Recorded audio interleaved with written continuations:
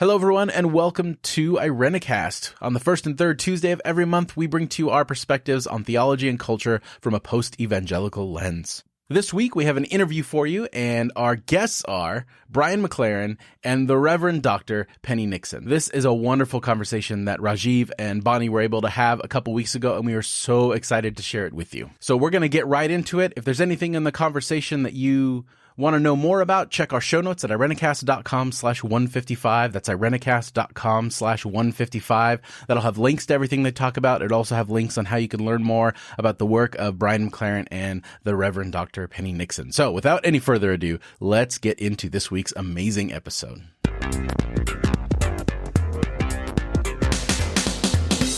We're here at the Congregational Church of San Mateo in the office of the Reverend Dr. Penny Nixon, Senior Minister, with special guest Brian McLaren.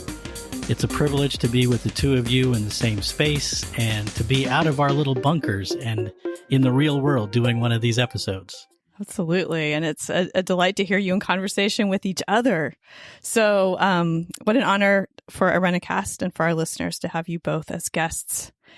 We just want to start from the very beginning to hear from each one of you. What is your Christian story? Where did you begin? What roads have you traveled that led you to where you are now? And maybe we'll start with Brian, since you're okay. Fantastic.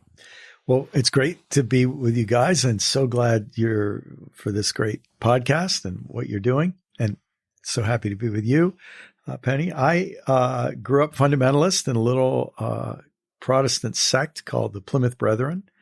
My parent, in almost every fundamentalist sect, even though there are some really mean people, there are some really nice people too. And my parents were really nice people. They behaved better than their theology in many cases. And so I had a very loving upbringing. And the things I'm grateful about from my background is, man, I learned the Bible. By the time I was 10 years old, I knew more than an awful lot of people I know with a lot of training. So I learned a lot. I ended up becoming an English major, and I think it's because I learned literary criticism and analysis indirectly through all of my Bible study. But in my teenage years, I was pretty sure I was on my way out. I loved science, and I thought evolution made so much sense. And I think it was my fifth grade Sunday school teacher. I must have asked a question about evolution, and he said, "Oh, you have to make a choice. You either can believe in God or evolution." And it was like 4 more years and I'm out of here. And I liked rock and roll, and now fundamentalists love rock and roll, but back then that was not good. And obviously when you're a 14-year-old boy and your, hormones are coming alive, figuring out how you're going to be a sexual being in a religion. Back then it wasn't that, we just never talked about sex. It's just, you wondered how all these babies ever came into being. So that was my background. And then I ended up getting invited on this retreat, and it was I didn't know it at the time, it was part of something called the Jesus movement in the 1970s. And then I had this kind of powerful spiritual experience, and suddenly I'm with all these charismatics. And so for maybe the next 10 years, I ended up getting kind of a guided tour of every different kind of Christianity. I was around Catholic charismatics and Episcopal charismatics and hardcore Pentecostals, and I was around a lot of shouting and yelling and hollering and hooting and some rolling on the floor and all kinds of stuff. And then I got exposed to these hyper Calvinists. And so I really got around in those years. My plan was to be a college English teacher. And while I was teaching, I was part of a little group that started a church, ended up becoming the pastor, and the rest is sort of brutal, tragic tale. Wow. Yeah. Many, many different roads you've traveled. Penny, how about you? So I guess it would be easiest to describe myself as a prenatal Christian. My mother had a conversion experience while I was in the womb. And so... Must have rubbed off. I know, right? It rubbed off for sure. And then when I was about 6 weeks old, I almost died, and she kind of gave me over to God, and the church prayed for me, and I didn't die, obviously. And so that started out. And I was raised in New Hampshire in Conservative Baptist. And the way to think about that is we thought the Southern Baptists were liberal. So that situates that for you. Right. But like Brian, I'm really grateful for the threads that I picked up. I've had to obviously deconstruct quite a bit of stuff, but I picked up this thread of love. I picked up this thread of the image of God in every person. And somehow that just got to me at a cellular level, even as a child. I was a kind of a spiritual kid. And then I would say that since then, I've had a series of conversions that led me out of fundamentalism, led me out of evangelicalism, led me really to a more post-creedal kind of Christianity. And a lot of it was just my experiences and openness. Like you said, Brian, for you, it was science. For me, it began in kind of getting a hold of liberation theology. And that made a lot more sense to me. I took a trip to India and I saw poverty in a way that I had never seen it. And this whole personal salvation theology made no sense to me in that environment. That I got at a deep level that's not going to solve the systemic issues that were going on.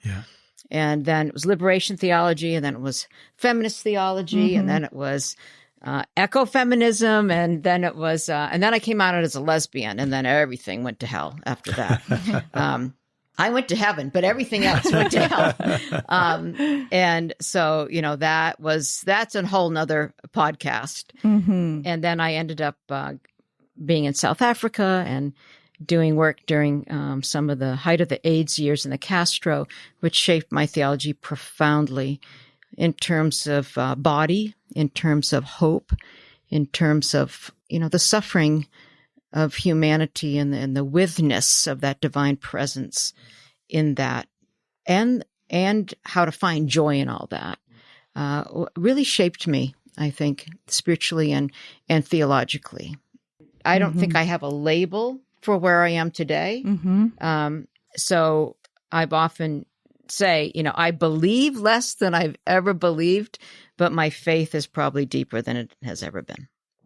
Wow. Beautiful. Yeah, beautiful indeed. And embedded in your responses, Penny, it sounded like an offer to do another episode with us. Yes. Sure, you bet. On your coming out story, which we'll definitely want to take you up on. Alrighty. That'll be important. Another little bit of what you said, I love the phrase, and I think a lot of our listeners will resonate with a series of conversions.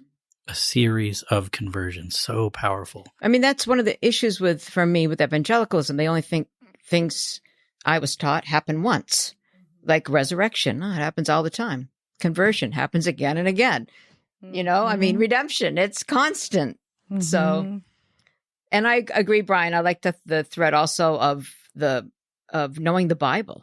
Yeah. So no matter who I'm with from a Christian tradition, I can arm wrestle you with the Bible any day, and I love it. I love it. All right.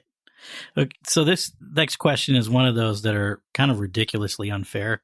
This is a bunch of little questions all bundled into one big question.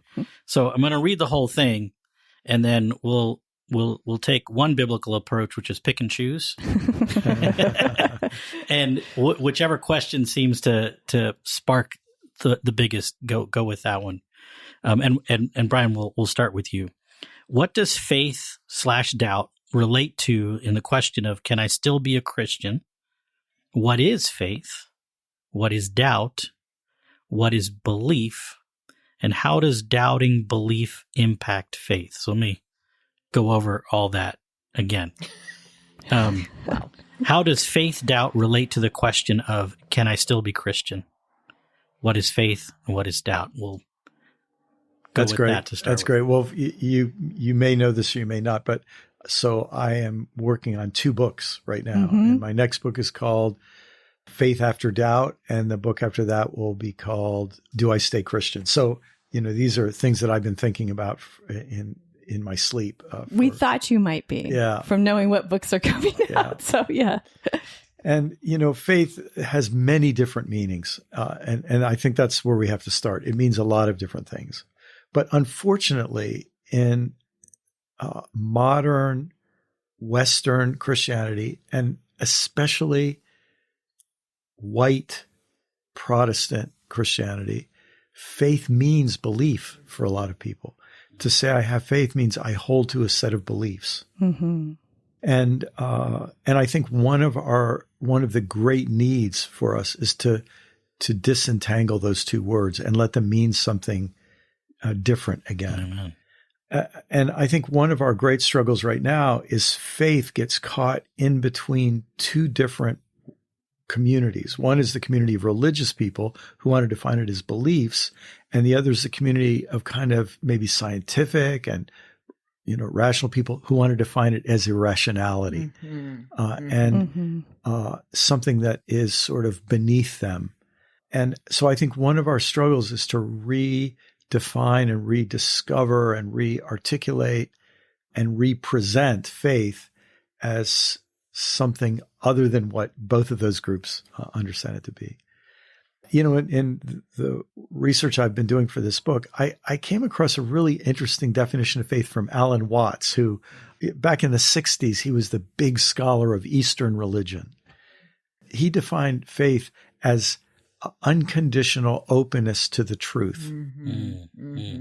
And that way, suddenly faith becomes related to doubt, because faith is the commitment to pursue the truth beyond what you currently think. And I just think there's something very beautiful and powerful there. Excellent. Thank you. Thank you. Penny? Well, I'm just chewing on that. What is it? Unconditional openness to the truth. To the truth. Yeah, a commitment to follow the truth wherever it leads you. Right. That's beautiful. Someone said that doubt isn't the opposite of faith. Certainty is the opposite of faith. And for me, doubt and faith are so intertwined. I think faith and belief for me is what really captures my attention. Because like Brian, I think it has come to believe intellectual assent, which is I don't think in the Gospels, and when Jesus talked about faith, that's what was meant at all. I think it was a commitment to a way of life, a commitment to a relationship. Marcus Borg talks about it's more important to belong than to believe. It's the belongingness to that divine love, to that divine grace and spirit, and that sense that you are not alone, that there is something greater than yourself, that is far more important than an intellectual assent to a list, right, of whatever that means. And I'm also, as you both know, fascinated in the question, can I still be a Christian? And that one's really up for grabs. So long ago, Bonhoeffer predicted that we would have a religionless Christianity. So I've been thinking about what that means in this day and age. And also, in Judaism, there's secular Judaism. So, I'm wondering what I would really like to work on in the future is, is there such a thing as secular Christianity? And what would that look like? Can I, even in this moment, when I say I'm a non-creedal or a post-creedal person situated in the Christian tradition, I'll say it that way, can I still be a Christian and say I'm non-creedal? That's a question. I know in my own heart, but how other people would answer that. Yeah, it's when you think, can I be a Christian? Well, it just depends on who you ask. Right. Because the irony is, for those of us who grew up Protestant, we're having these big arguments about who's a Christian. Meanwhile, our Catholic friends say, well, before Vatican II, we would have said you weren't. Right. And the fact is, I have some Eastern Orthodox friends who actually don't think I'm a real Christian in the way that counts the most. So it sort of depends on who you ask, and they all have their different authority structures, which comes to another definition of faith, because I think functionally what faith means for a lot of people is it's a tribal identifier. Right. Yes. When you say I'm of Christian faith or Jewish faith or Hindu faith or whatever, what it really means is I belong to a community of people with a certain heritage, submission to certain authority figures, reverence for certain texts. And I think that's in many ways how a person could say, well, look, I'm a Jew and I'm an atheist. I'm a Jew and I have no beliefs that, like everything in the Jewish tradition, I don't believe any of it's true. But I'm part of this heritage, and that's still accurate for me. So this is where that word faith, has got so many different things going on. And it's true. I mean, secular Jews would tell you, I had this fascinating lecture in Israel about secular Judaism, and I was just riveted the whole time. And I finally thought, like, I get it. So at the end, obviously said, are there questions? So I'm like, well, then, what do you, describe your relationship to your sacred texts? And he's like, oh, they're super important. Yeah, we go back to those. Those are our sacred texts. And I'm like, I thought you were a secular Jew. Like, how can you? But then it's holding that, yes, right? Holding that heritage, holding that sense of tribe and community. But then that in itself comes with a host of complications. And can I throw in one other curve? Oh, please. Absolutely, yes. So I think something's happening around the world right now where enough people are moving towards some kind of contemplative, post-dual consciousness, mystical, whatever you want to call it, self-critical approach to their faith, where something happens. And I guess I can speak from my own experience in this. I don't feel like it, like what you said before, you feel like your faith is stronger.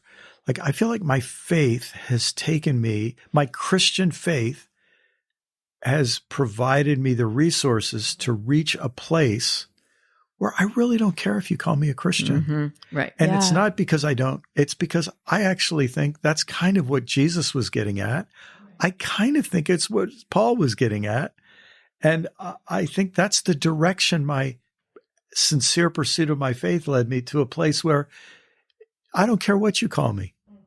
There's a place, I think it's in 1 Corinthians, Paul says, by the grace of God, I am what I am, I am what I am, whatever you want to call me.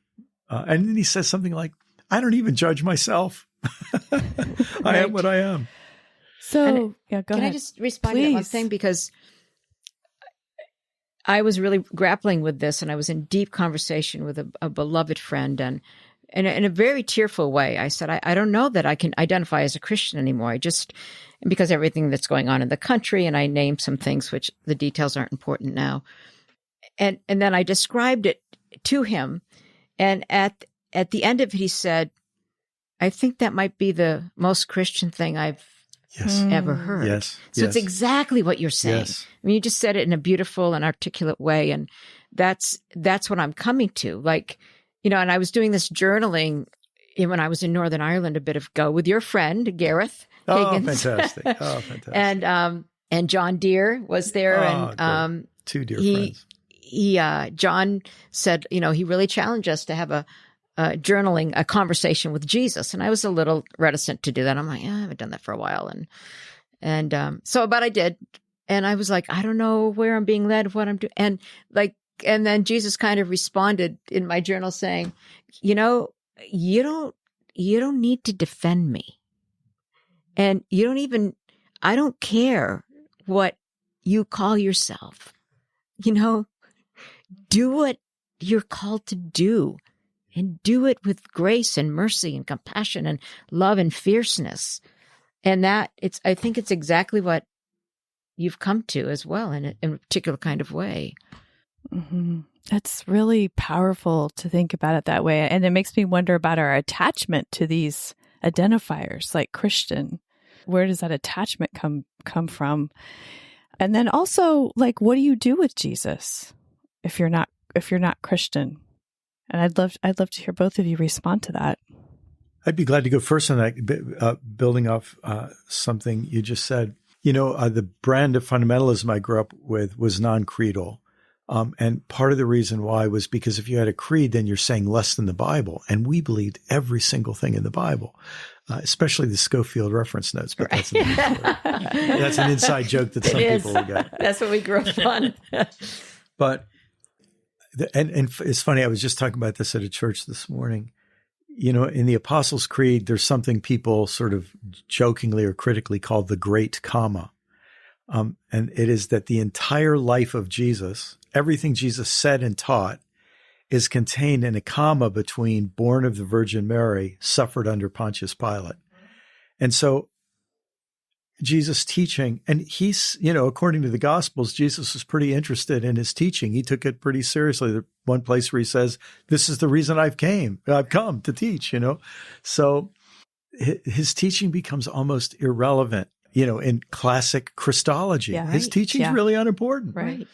So the thing I have to say at this stage of my life, if I were to write a creed, one of the I'm not saying anybody else should agree with this, but one of the things I would like to say in my creed is he was really smart. And I know all the questions we have about textual criticism and all the rest, but whatever substantial human being could be behind this collection of stories, I mean, I probably grappled with the Gospel of Luke deeper than any other single text in the Bible. And the brilliance and the political insight. Like, I feel like as I become a student of Jesus, you just see through Donald Trump in a second. And not only do you see through him, but you pity him. You have compassion on him. And you can be furious with him and you want to turn his tables of his temple upside down. But you also just see this poor, pathetic man as part of a system that creates poor, pathetic human beings. And this poor person who's been impoverished by his wealth. And I mean, you just put it all together and you think, I see that because of Jesus, right? So I find myself, I love Jesus. I love Jesus way more than I did when I was a lot more worried about arguing about all kinds of statements about Jesus. I also feel like the example that Jesus set of loving the people you're not supposed to love and confronting the people you're not supposed to confront, you just put all that together. And I think, yeah, I need a good dose of that. So, but here's the irony. That has so little to do with what's associated with the word Christian in today's world that paradox makes me completely understand. Like, I have no judgment of people who say, I want nothing to do with that religion, because I can see why, Yeah. I can imagine Jesus saying, yeah, exactly. This is like a big embarrassment that I have to be associated with it. Yeah, I'm pretty much where Brian is, I think. A revolutionary prophet that I want to follow, and they're life-changing. They provide a needed corrective in my own life again and again. So a real example, a model.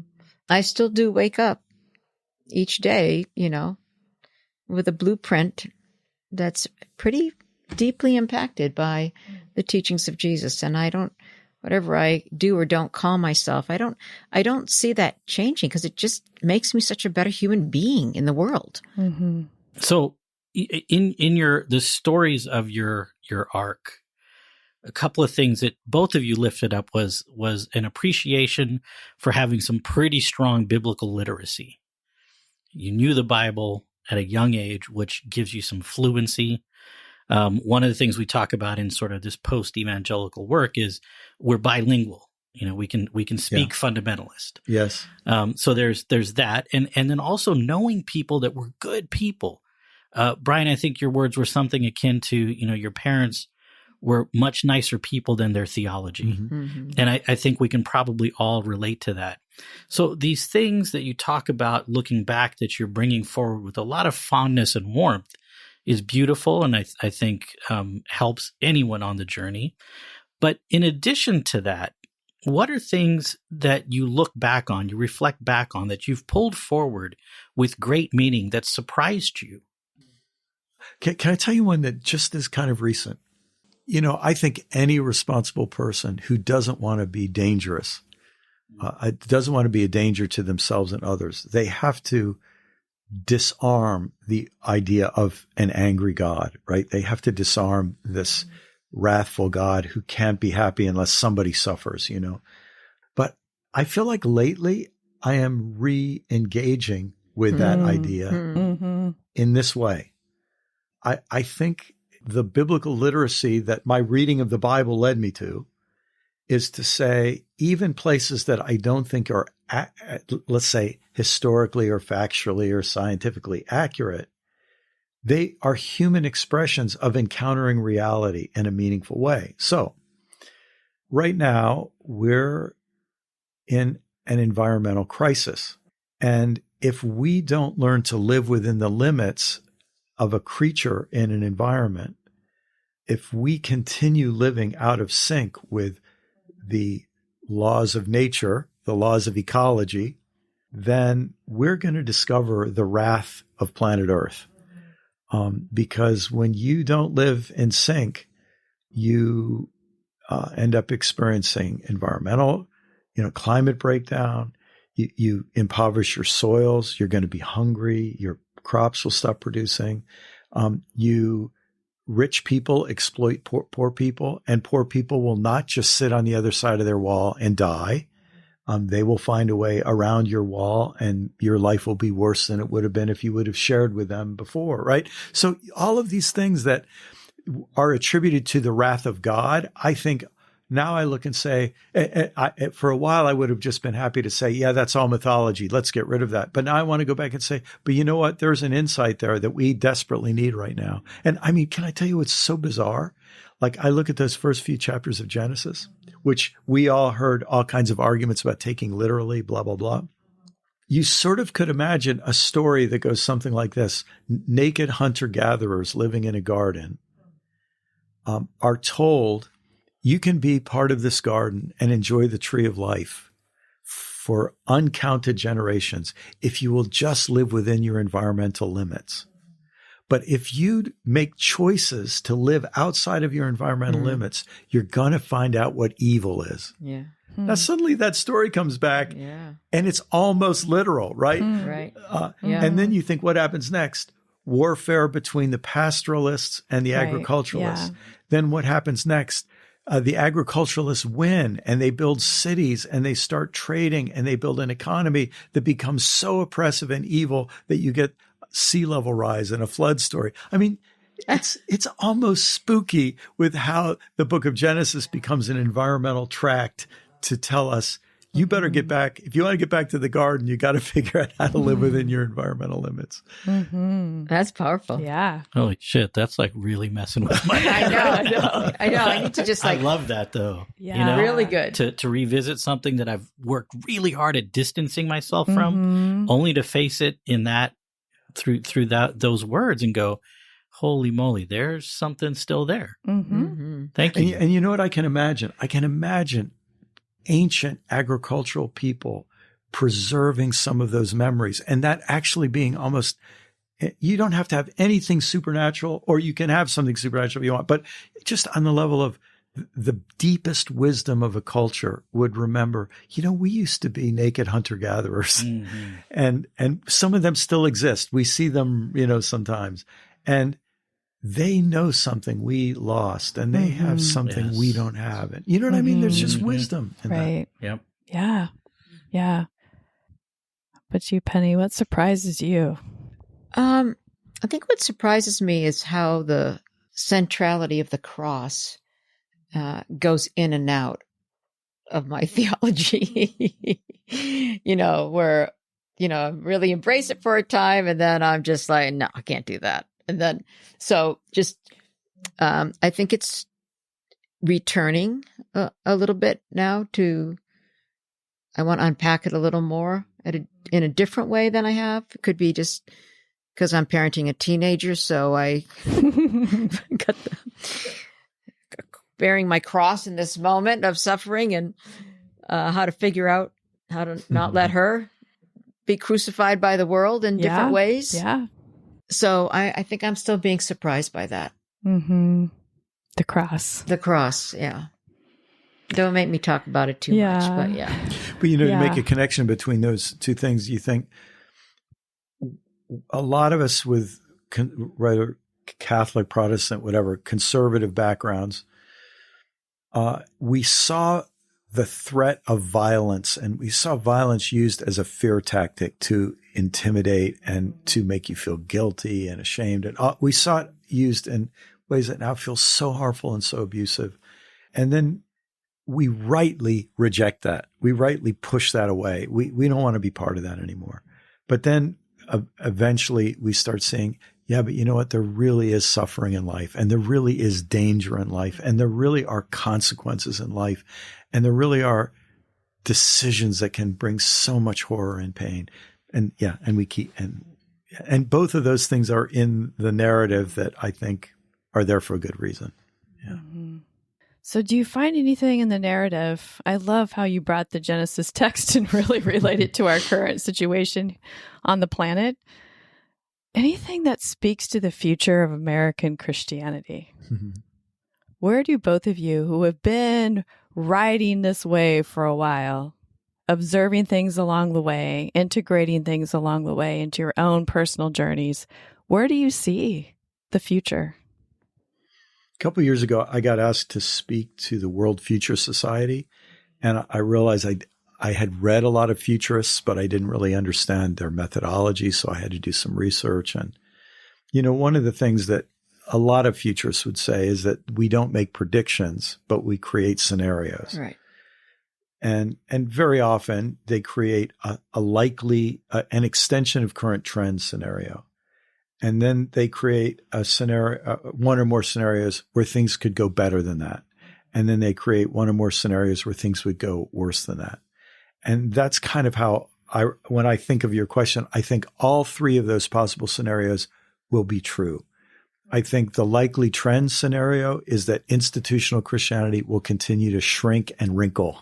Mm-hmm. It'll get older and smaller. And there's a whole lot of reasons for that.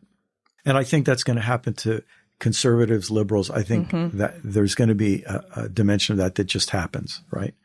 I think the worst case scenario will happen. I think there will be a resurgence of white supremacist, white nationalist Christianity.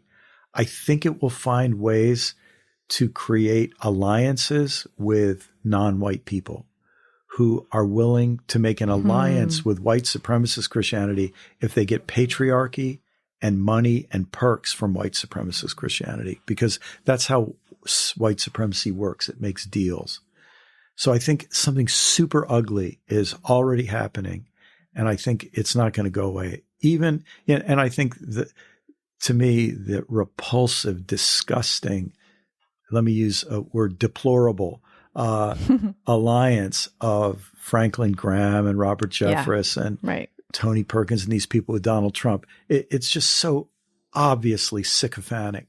And even if Trump loses, those people are still our neighbors. Yes. And it's not going to go away. Mm-hmm. And they've got to figure out what they're going to do. And I think the rest of us have to forgive. We have to make room for welcoming them back into the larger human community. I don't think the older generation, many of them will switch sides. I think they've been brainwashed almost. It's like a cult, and they're members of the cult. And not many people leave cults, but their children might. And that's, we have to, but some of them will, and we've got to make room. But I think that the people who are profiting psychologically and financially and professionally off of this racist religious movement will continue to do so. And then I think there's a better case scenario. And here's the irony. I think podcasts are playing a big part in that better case scenario. Yeah. Through conversations like this, making things that nobody could say, creating spaces where they can be said. Mm-hmm. Yeah, we hear that from people, who are listening, that people from all over the world, listening to conversations like this and are beginning to wonder. It's a safe place to wonder about your own faith and doubts and beliefs, and then interact in a social media sort of way, which is a little bit anonymous, and I think you're right. It's like, I've heard some people call it like the church outside of the church. Yeah. Which in an interesting way for Protestants is probably how Catholics could have looked at the Lutherans and the Anabaptists and all the rest, They're not really part of the church anymore. Yeah. The true historic church. Because in that era, Christianity was defined less by beliefs and more by belonging to the right hierarchy. Yeah. What do you see in your crystal ball, Penny? Oh, gosh. Phyllis Tickle, when she talks about emerging Christianity says about every 500 years that the church has a giant rummage sale, right? And on my good days, I think that we're in the midst of a pretty cosmic rummage sale. And on my good days, I feel like something really wonderful could emerge. Something is being birthed, and that's why we're in such birth pangs right now, why things are so messy, so painful. And I think Brian is right that at the crux of it all, in terms of the Christian tradition in America, its link with white supremacy is what will, if enough people are willing to break with that and deal with it, something really wonderful can emerge. If not, I think it will be even more deeply entrenched than we can imagine, and will destroy any good that Christianity is, because the sellout will be so profound. So I think that's right. I do think that Brian is absolutely right. You know, Bob Johansson works for the Institute for the Future, and we've had many conversations, and that's exactly right. They don't make predictions. They do talk about scenarios and how everything is volatile. And he one of his early books was called Get There Early, which the church has not done. So I think in general, the church with a capital C is so constantly just trying to catch up that most of the time we're left behind. And, you know, as insiders that many of us are in the room, that, you know, we're interested in this conversation, but the larger population, in my view, could care less if the church gets there or not. You know, I said something in a sermon a few weeks ago, and I mean, I said it to provoke, for sure, lovingly, of course, but to provoke nonetheless. But I was talking about Woodstock was the 50th anniversary. It shifted, right? And so I said, you know, what is comparable to that today? What's a Woodstock moment look like? And then I said, you know, in terms of movements and everything, and I said, you know, the church, we've missed that boat to lead it. We need to find the right partners and partner with it. And I got pushback about that. What do you mean? You know, the church can't. Really? Have you given up on the church? I said, well, show it to me differently. I mean, a number of people really were engaged in the question, but that's the pushback I got. They were just, people had even written it down in their bulletins. Wow. Like basically, you know, Penny said, the ship has sailed. Well, I think so. Yeah. Wow. As an institution. Right. Yeah, I think I love that illustration of the rummage sale. I think we're in the middle of it. And we come across stuff and we go, this is really meaningful. I'm going to hang on to it. And then there's a lot of other stuff we're going, well, maybe somebody else could use it. You know, and there's a lot of people, I don't know how old you are, but roughly in our age group, who we've spent our professional lives trying to salvage this. Yes, right. And there's a huge amount of grief, you know, because we've worked hard, and sometimes there's shame, like we failed, the thing's going to sink on our watch, you know. But every once in a while, lately, I get this wave come over me of, I'm so glad we didn't succeed, because if we had succeeded, we would have kept way too many of those white supremacist germs in the thing. You know what I mean? It wasn't purged enough. And it wasn't that it was just, it takes time for these things to be exposed, and it takes time for human beings to see our own things that we're in denial about and all the rest. So like, I'm really glad we haven't succeeded in turning this thing around in the sense of keeping the institution alive until we've put enough stuff out at the curb. Right. And there's keeping things from meaning, but they may not be useful. So, right? They might not be useful. That's a great point. At all. Sentimental value. Sentimental value. They hold a memory. Like hymns. If you grew up with them, they hold a memory. You're going to get in big trouble now. I'm going to get in big trouble. You know, and I happen to like some of the hymns. They hold memories. But most of the theological content is abhorrent. If you really read it. And we're trying to use a lot of new words, and then people complain, you know, and you're using new words. Right. You know, I'm like, okay, hum it. I don't care. But, Yeah. But so they hold meaning because they hold memory, but are they useful? Is that sort of what you mean by secular Christianity? Because I'm curious about that. How, secular Christianity, is that? Well, there's another episode, so we've got Penny part 1 and part 2. If you have any thoughts on that right now that you'd like to share, either of you, both of you, like what do you mean by that? Because I'm thinking about American Christianity in the future, and I'm wondering if there's a space for secular Christianity in the American landscape and what that might look like. Yeah, I don't know. I think people would be so like, aghast or, just like, how could you put those two words together? Because, especially evangelical Christianity has been the nemesis, right? Has been humanism and, secularity or secularism. But just like there are atheist Jews who the tradition may hold some real meaning, even though there's no really belief in it. Can you be an atheist Christian? I mean, Greta Vosper? Vosberg. Yeah, Vosper. She's an atheist pastor. Right. I had somebody the other night say, we had an event here on residential segregation. I had somebody the other night say, after it, I really want to come to your church, but, I don't believe in God. And I said, well, you're not alone. And she was shocked, that I wasn't going to stand there and try to convince her. I said, you're not alone. There's a number of people here who have no idea what they believe about God. Come on. I think it's the God question. I think it's the belief question.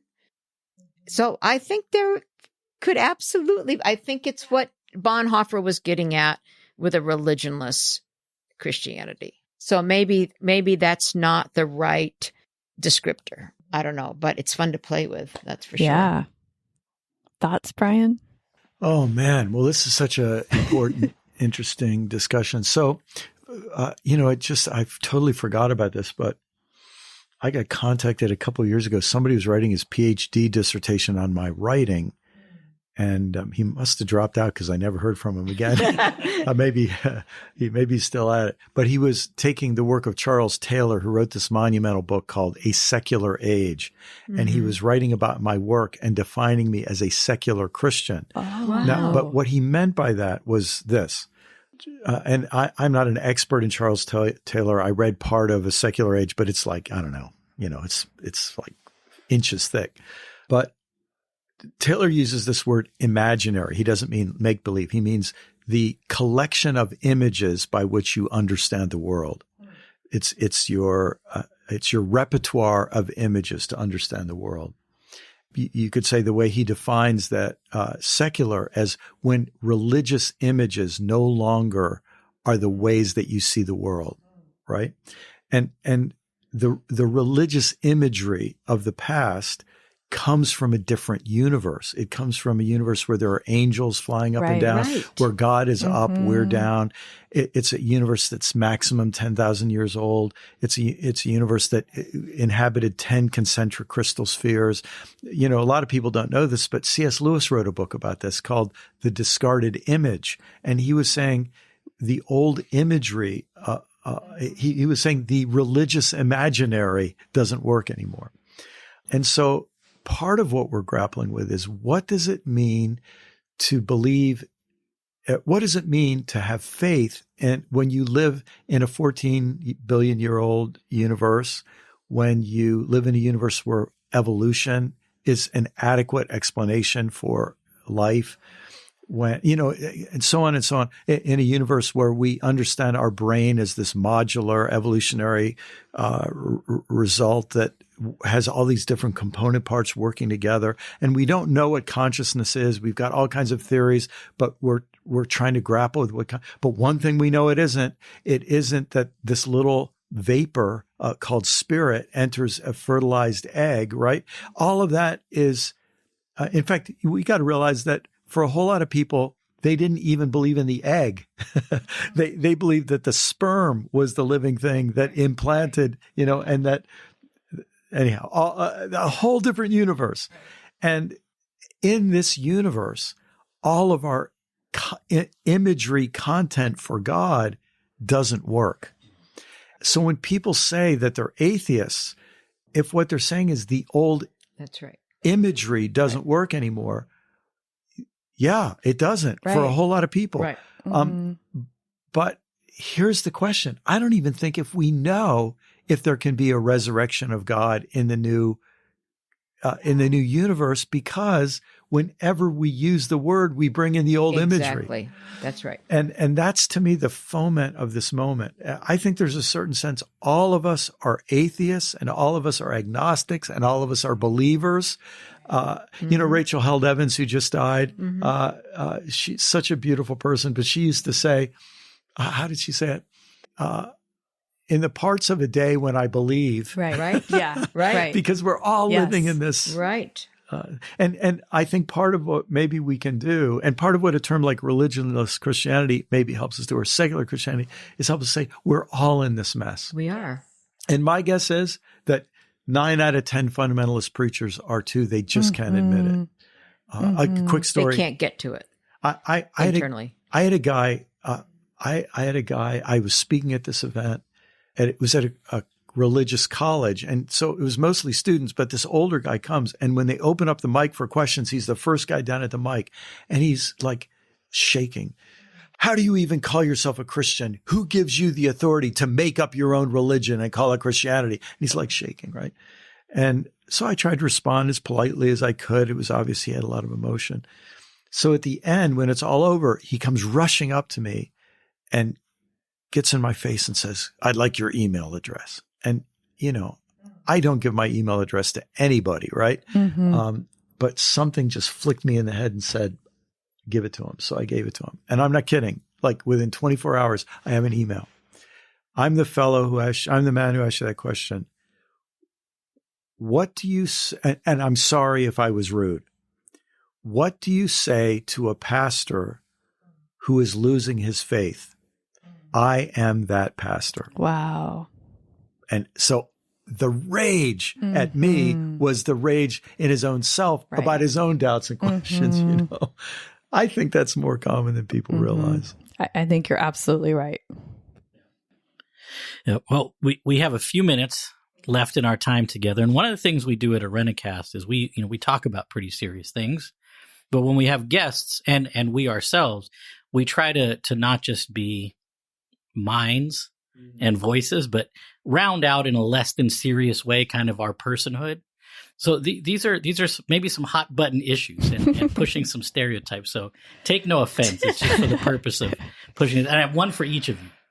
So I'll start with Brian, and then we'll kind of close with Penny. So Brian, I learned in long ago that you're also a Maryland boy. Yeah. I grew up in Maryland. We just before the recording talked about we went to the same Toys R Us. That's right. As kids. I mean, We're how awesome cousins. is that? Right. So that's cool. But growing up in that area, my family being an immigrant family, one of the ways we attached to the American culture was through sports, and football in particular in my house was a big deal. And my dad and I were diehard Washington Redskins fans. And then over time, the consciousness about the name, the mascot, got to us. And then I moved to California, and it's been this strange and very emotional struggle. And I'm wondering, I mean, it sounds like a silly thing, but it's a big deal because it's a very derogatory term. But, the sport is what it is. The team means what it means to that group of people. And do you have a similar relationship with DC football, or is it just not a thing for you? No, I grew up and the Redskins were our team. And I just have to be honest, I still love sports, but I haven't kept up with sports in so many years. I just like another year goes by, I say, oh, hold it. World Series is about to happen. I haven't paid attention to one stinking game in the entire baseball season. Like I'm into other things, Yeah. So I've lost interest, but I do think it just is disgusting to me. The name is, and the callousness of people who aren't willing to change their name, and the absolute disrespect to the native peoples. And of course, I don't, people will be listening to this all different times, but isn't tomorrow the holiday formerly known as Columbus Day? And, I'm so grateful that a lot of people are renaming it as Indigenous Peoples Day or whatever, because once you learn, you think to call a team Redskins and to have a holiday that you celebrate Columbus, who talk about a racist bigot. And a lot of people don't know he was a pimp. He was a child sex trafficker. Yeah. People don't know this about him, so. Yeah. Yeah. Well, thank you. Thank you for that. That was supposed to be on a light note. That was like, that's okay, but it helps us get a fuller picture of your passion around different things. Yeah, it's a struggle. I went to a museum in South Dakota that's run entirely by Native people, funded by Native people. And the last exhibit was titled, "We Are Not a Mascot." Crazy. And the primary mascot was my beloved NFL team. And it was in that moment, I remember standing there going, I can't do that anymore. I can't in good conscience.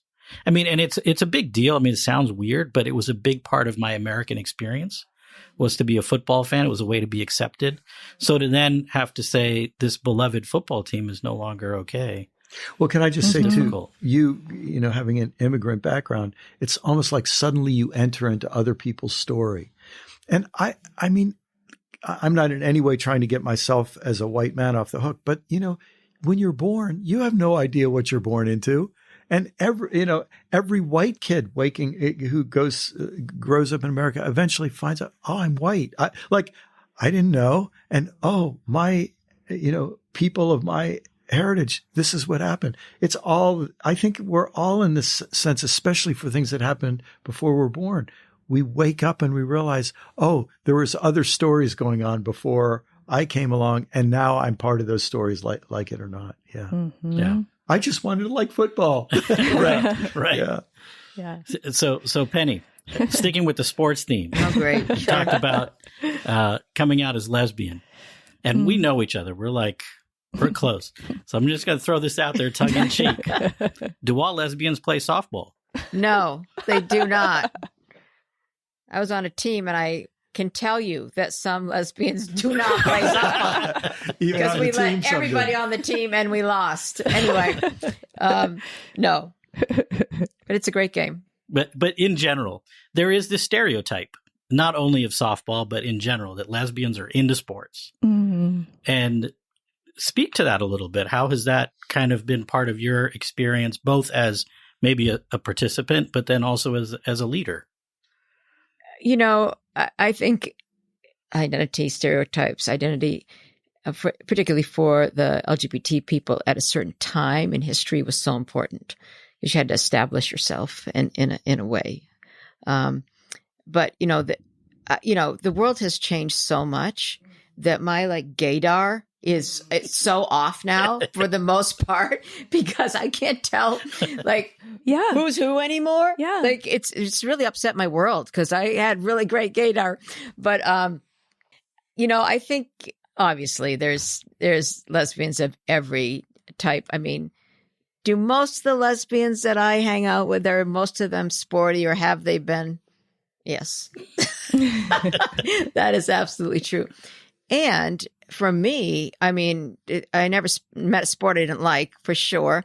And for me, because there was no option to channel my sexuality, that's a really effective outlet when, you don't have any options, and you certainly don't want to do the boy thing. So it was really important. Sports, music, church. I mean, I didn't have time for anything else, and have time to get into too much trouble around my sexuality, or even think about it very much, because of my religious upbringing. Mm. Thanks for answering a tactless question with so much grace. But and thank you both. This has been, I don't know, I'm overwhelmed with gratitude at getting to hear what you shared, and I look forward to listening to this over and over, because there's a lot of gems that you dropped, seeds that are rich with potential, and I look forward to the growth that they have in me and my experience. Mm-hmm. And the possibilities that both of you see in the way that you see what's ahead, and how inspiring that is, and also daunting. There's work to do. There's work to do. There's people to love and forgive. And there's places to go with this thing we call faith, doubt, belief. Yeah.